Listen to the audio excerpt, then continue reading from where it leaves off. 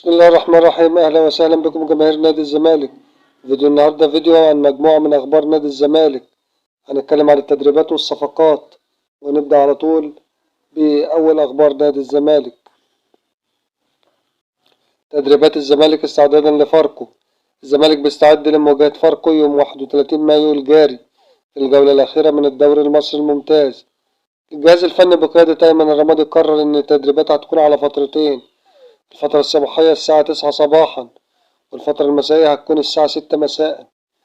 التدريبات بتتعمل في الملعب الفرعي باستاد الدفاع الجوي لمدة يومين عشان يركزوا بعيدا عن أي تشتيت. بالنسبة للاعبين المصابين، مصطفى شلبي بيتمرن لوحده علشان عنده شوية آلام في الظهر. ناصر منسي ومحمود بنتاج بيكملوا برنامج التأهيل بتاعهم بسبب إصابات في العضلات الخلفية والأمامية. ملف شامل عن صفقات نادي الزمالك.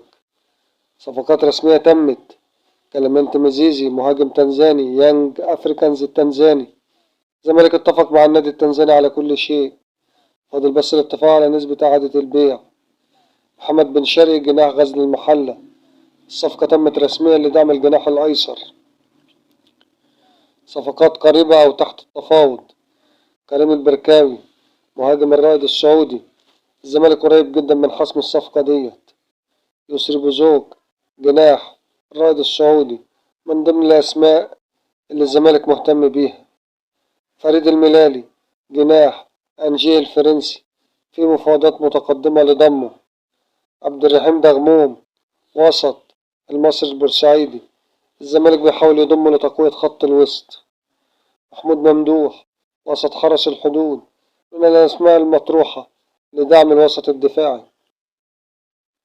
سام مرسي إنجلترا، الزمالك بيهتم بالتعاقد معاه. محمد شريف مهاجم الخليج السعودي، اللاعب ودع ناديه والزمالك بيراقب الموقف بتاعه. حراسة المرمى، الزمالك بيدرس التعاقد مع حارس مرمى جديد، خاصة بعد الأزمة اللي حصلت بين محمد عواد ومحمد صبحي. ودي يا جماعة كانت كل أخبارنا النهاردة عن نادي الزمالك. شكرا لكم لحسن المتابعة. السلام عليكم ورحمة الله وبركاته.